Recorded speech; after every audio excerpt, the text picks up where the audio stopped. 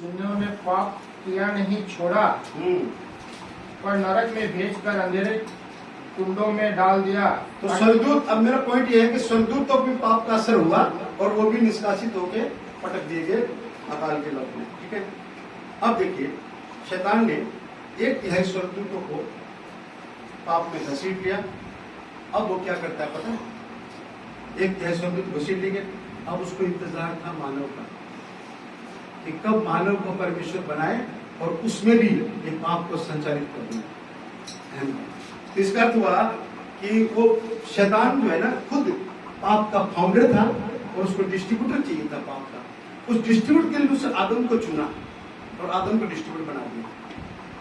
राम तो डूबेंगे इन लोगों को भी लेके डूबेंगे। हाँ, मैंने क्योंकि वो जो मनुष्य है ना परमेश्वर की संवेदनशील रचना है, तो वो मनुष्य को नहीं परमेश्वर को दुख देना चाहता था। तो इसने मानव को क्या किया? उसने मानव को उसने उसमें धकेल दिया। क्या धकेला? डायरेक्ट नहीं। अब देखिएगा, मैंने कहा कि प्रकृति के गुणों से प्रभावित होकर पाप होता है। अब ध्यान से सुनिएगा। शैतान ने देखा सृष्टि बन गई, मानव बन गया। शैतान ने देखा कि हवा के भीतर एक प्रकृति का गुण प्रभावित कर रहा है उसको। परमेश्वर ने एक ज्ञान के फल के वृक्ष को खाने को उसको मना किया। वो बार बार उसी वृक्ष के पास घूम रही है। उसके अंदर प्रकृति का गुण आया, लालसा का। उसके प्रति उसकी लालसा उत्पन्न हुई। उसके प्रति प्रकृति का गुण उसको टच का लालसा हुई। उस लालसा में घूमे जा रही है, बार बार उस फल के पास आ रही हो। शैतान ने देखा अच्छा मौका है। शैतान ने कहा यस यस, तुम इसको खाओगे तो परमेश्वर जैसा बन जाओगे, खा लो, कुछ नहीं है। उसके ऊपर परमेश्वर का तुल्य होने का ठप्पा लगा दिया, क्योंकि उसके पास अहम का पाप था। किसके पास? शैतान के पास।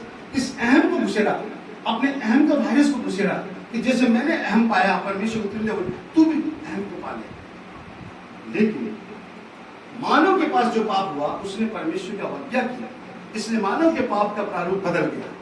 उस पाप का नाम हुआ अवज्ञा का पाप। देखिए 2 नंबर पाप कौन सा है?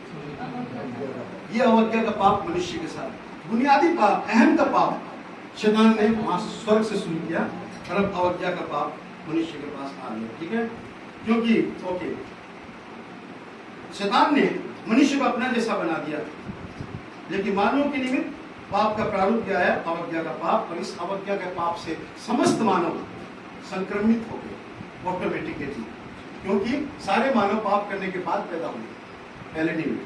ठीक है, ध्यान दीजिएगा, गौर से सुनिएगा। शैतान का बुनियादी पाप और मानव का यह अवज्ञा का पाप दोनों ही प्रकृति के गुणों से ही प्रभावित है। प्रकृति के गुण में ही बात थी। इसलिए मैं त्रिगुण का जिक्र फिर और करूंगा। क्यों करूंगा आप सुन लीजिए। क्योंकि प्रकृति के गुणों के प्रति हमारी इंद्रियों का एक अटैचमेंट है। ये कोई नहीं, ये तो बाइबल में नहीं मिलेगा आपको, लेकिन मैं बता रहा हूं आपको। हमारी इंद्रियां, हमारे सेंसेस प्रकृति के गुणों के प्रति अटैचमेंट में होते हैं, और उसमें जब अटैचमेंट होता है वो अगर गलत चीज है तो पाप हो जाएगा। ध्यान से सुनिएगा। मुझे एजिकल की पुस्तक में और भागवत में एक कॉमन बात मिला। एजिकल की पुस्तक में और भागवत में एक कॉमन बात मिला। एजिकल के 28 पद में मुझे जो बात मिला, भागवत का 1:21 में वही बात मिला। क्या बता रहा हूं आपको, दोनों में समानता। एजिकल की पुस्तक में परमेश्वर के सिंहासन का सबसे अति अनमोल स्वर्गदूत लूसीफर, तो वो भी पाप में ग्रसित हुआ। यानी जो सेकंड रैंक पे है, जो सेकंड है सृष्टि का सेकंड रैंक पे परमेश्वर के बाद लूसीफर है, वो भी पाप ग्रसित हो गया। फिर भागवत में मैंने देखा, उसमें लिखा है परमात्मा ने एक विराट पुरुष को बनाया, और वो विराट पुरुष में इंद्रियों और त्रिगुण दोनों का जड़ित था, दोनों से अटैचमेंट था उसका। दैट मीन्स वो पाप कर सकता है, वो भी वहां सेकंड पर्सन है। यानी जिस परमेश्वर ने, जिस ऑलमाइटी गॉड परमात्मा ने जिस विराट पुरुष को बनाया, वो भी पाप में प्रकृति जनित गुणों से प्रभावित होता है, और उसके द्वारा फिर अन्य देवता भी बने। तो सोचिए आप, कितना बड़ा लफड़ा है, कितना सृष्टि का, कितनी बड़ी प्रॉब्लम है ये प्रकृति का गुण से। अब मैं आपको बताऊंगा, ये विराट पुरुष एक देवता था जिसमें पाप करने की आशंका थी और उसके द्वारा सारे देवताओं की उत्पत्ति हुई। बस एक है, इसका मतलब सारा सृष्टि सब लोग पाप की प्रकृति के गुणों से प्रभावित है, बट एक है जो प्रकृति के गुणों से प्रभावित नहीं है। वो कौन है? आपको बता दें सारी कहानी। यहाँ सेकंड पर्सन भी वहां फंसा हुआ है, इधर भी फंसा हुआ है। तो वो कौन है? प्रथम पुरुष कौन है? वो प्रथम जो रैंक पे कौन है? वो जो प्रकृति के गुण से प्रभावित नहीं है। परमेश्वर।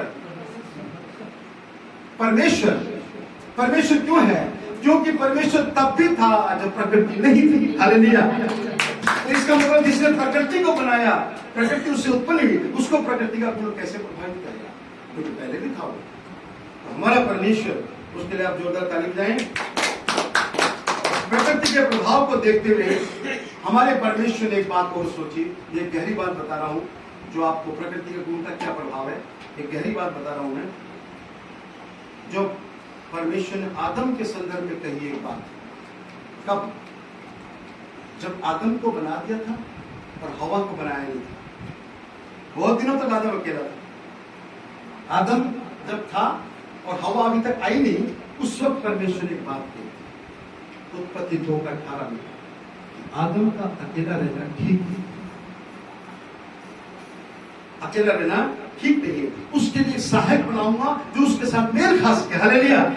यानी ये मेल खराब होने वाला हो सकता था, हम नहीं जानते क्या होने वाला था, लेकिन हम गैस कर सकते हैं कि परमेश्वर बोलता है ठीक नहीं है, या आदम तो ठीक नहीं है। इसका मतलब उसके पास प्रकृति के ऐसे गुणों से टच हो सकता है, उसकी इंद्रियां ऐसे टच कर सकती है किसी को, हो सकता है वो जीव जंतुओं के साथ चला जाए, क्योंकि जीव जंतु पहले बन गए थे। तो इसलिए परमेश्वर ने तुरंत हवा को बना दिया। अब आप सोच रहे हैं ये बात मजाक है, लेकिन आपको बताऊंगा प्रकृति के गुणों की तासीर इतनी खराब है, इतनी आसक्ति होती है उसमें, कि यहाँ पर जीव जंतु छोड़ो, एक और घटना हुई अध्याय 6 में, बहुत बड़ा महापाप हुआ। उत्पत्ति का अध्याय 6 में क्या महापाप हुआ? स्वर्गदूतों ने प्रकृति के गुणों से प्रभावित हुए, तो बाकी स्वर्गदूत प्रकृति गुणों से प्रभावित हुए और प्रभावित होकर उनके अंदर प्रकृति का एक गुण समाया। वो गुण क्या था? कामुकता का। उस कामुकता के गुण से लेके धरती की स्त्रियों के साथ संबंध बनाया। हालेलुया। इसको परमेश्वर महापाप बनाया। सोचिए, प्रकृति के गुणों की इतनी डीप बातें आपको कहां से मिलेगा? क्योंकि कुछ बातों को परमेश्वर सब चीज बाइबल में लिख के देता है आपको अपना अध्ययन के लिए। बाइबल में वचन कहता है 1 कुरिन्थियों 2:10 में कि परमेश्वर की छुपी हुई गहरी बातों को भी आत्मा के द्वारा तुम जान सकते हो। हालेलुया। तो ऐसी परिस्थिति में उसने क्या किया? 6 में महापाप हुआ। स्वर्ग के बागी स्वर्गदूतों ने कामुकता के गुणों से इतना उन्माद हुआ कि स्त्रियों के साथ उसने शादी ब्याह कर लिया और ये महापाप हुआ। इस महापाप को ज्यादा दिन परमेश्वर ने रहने नहीं दिया, तुरंत मिटा दिया। तुरंत मिटा दिया। मिटाया कैसे? यस। महापाप इसलिए हुआ कि इस बागी स्वर्गदूतों ने परमेश्वर के प्रोटोकॉल को झकझोर दिया। बाकी को ने परमेश्वर के प्रोटोकॉल को झकझोरा नहीं, आदम ने नहीं, इन्होंने झकझोर दिया। क्यों झकझोर दिया? मैं आपको बता रहा हूं। धरती की जो स्त्री है